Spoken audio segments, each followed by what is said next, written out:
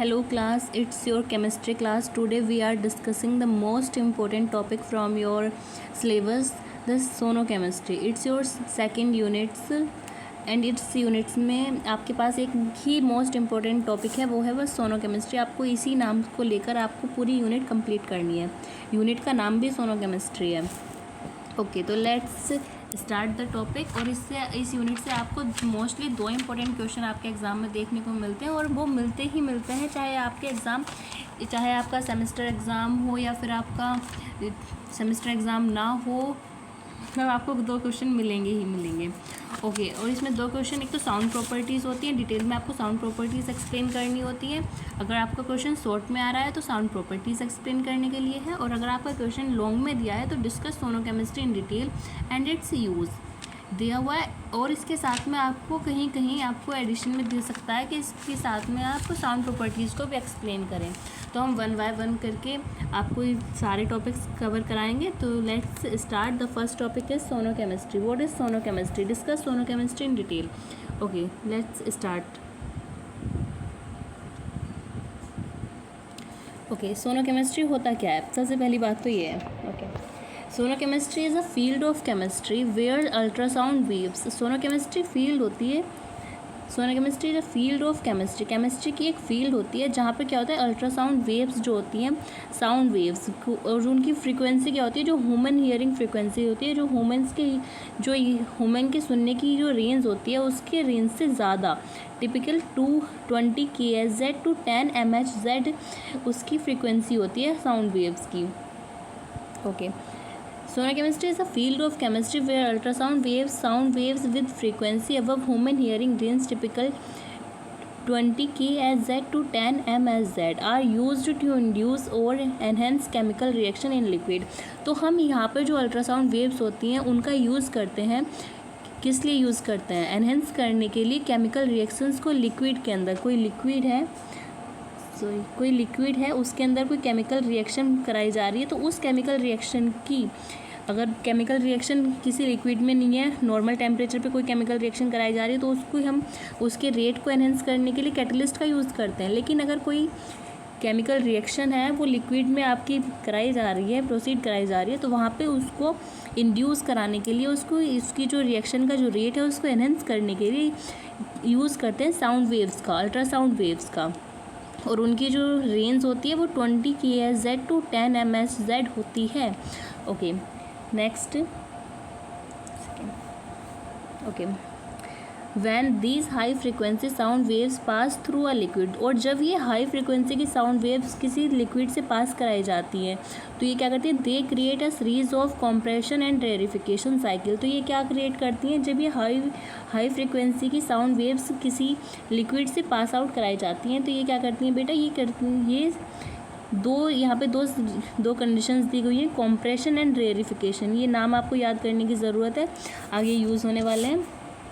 Okay, compression and rarefaction. अब पढ़ते हैं आगे ये होता क्या है.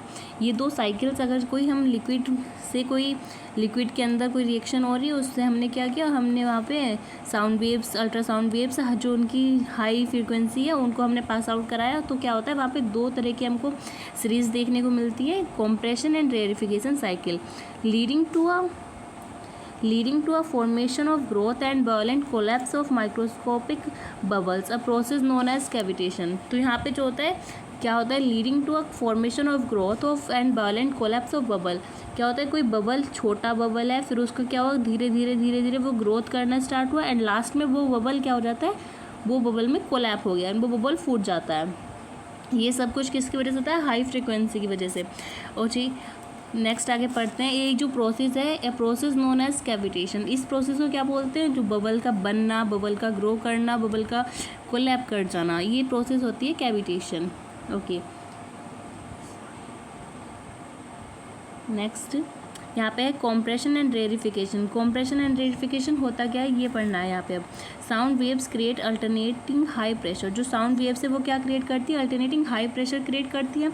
कॉम्प्रेशन जो होता है, कॉम्प्रेशन का मतलब होता है हाई, जो वहाँ पे जहाँ पर हाई प्रेशर क्रिएट हो रहा है अल्टरनेटिंग क्रिएटिंग हाई प्रेशर, उसको बोलेंगे क्या, compression. And low pressure rarefaction cycle in liquid. और जो रेरिफिकेशन होता है जो साइकिल के अंदर जो लो प्रेशर होता है वहाँ पे होता है rarefaction. Okay, I hope you understand this.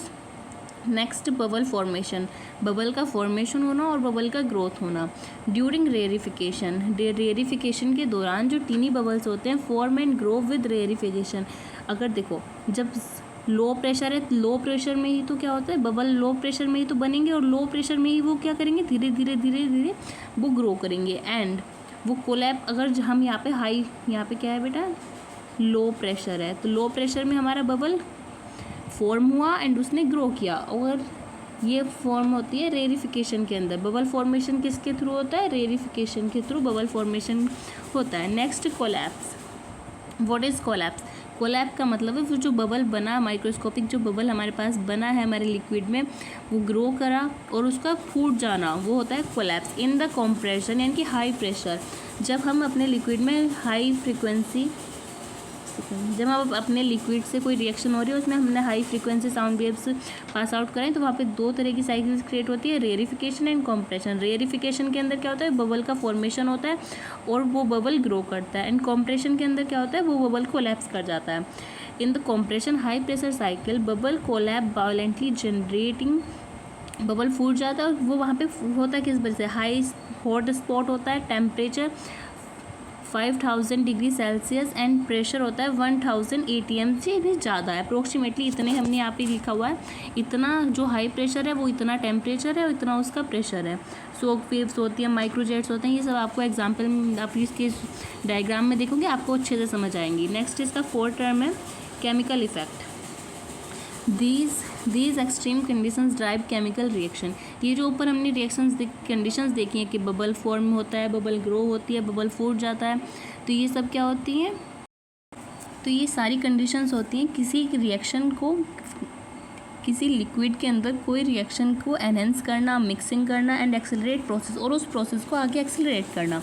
ये सारी प्रोसेस किसके अंदर आती है, अगर हम अपनी कोई रिएक्शन करा रहे हैं, एक सेकेंड, साउंड की सोनो केमिस्ट्री का मतलब क्या है, मेन उसकी जो टर्म है वो आप समझ गए ना। सोनो केमिस्ट्री क्या होती है कि अगर हमको लिक्विड में कोई रिएक्शन करानी है तो उसको लिए हमको उसकी एनहेंस कराने के लिए, उसकी स्पीड एनहेंस कराने के लिए, उसको प्रॉपरली मिक्सिंग करने के लिए, उसकी जो प्रोसेस है उसको एक्सेलरेट करने के लिए हमको यहाँ पे कुछ कंडीशंस पढ़नी है, वो हमने पढ़ी। और ये सब कुछ हो किसके लिए, किसकी वजह से रहा है, हाई फ्रिक्वेंसी साउंड वेव्स की वजह से। कितनी साउंड वेव्स, जो हाई फ्रिक्वेंसी साउंड वेव्स थी वो कितनी थी, 20 की Hz to 10 MHz। Okay, next देखते हैं।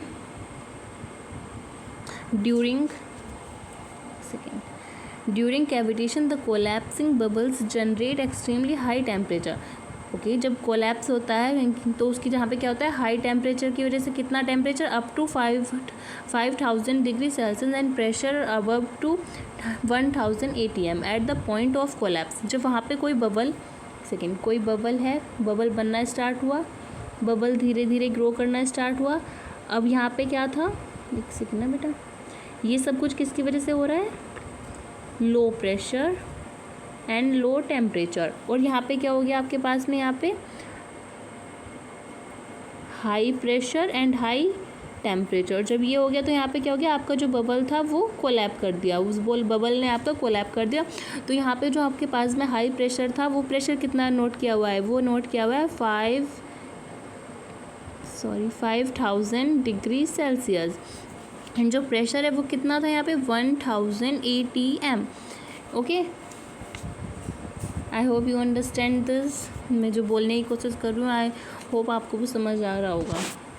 ओके, तो इस पॉइंट पर, जिस पॉइंट पर आपके पास में इतना ज़्यादा प्रेशर होगा, इतना ज़्यादा टेम्परेचर होगा, तो वहाँ पे आपका बबल जो आपका बबल था वो एक्सट्रीमली हाई टेम्परेचर पर जब पहुँच जाएगा, हाई प्रेशर पे पहुँच जाएगा, तो वहाँ पे जो क्या होगा, वहाँ पे कोलैप्स होगी, बबल जो बन रहे थे उनके अंदर कोलैप्स से हो जाएंगे वो।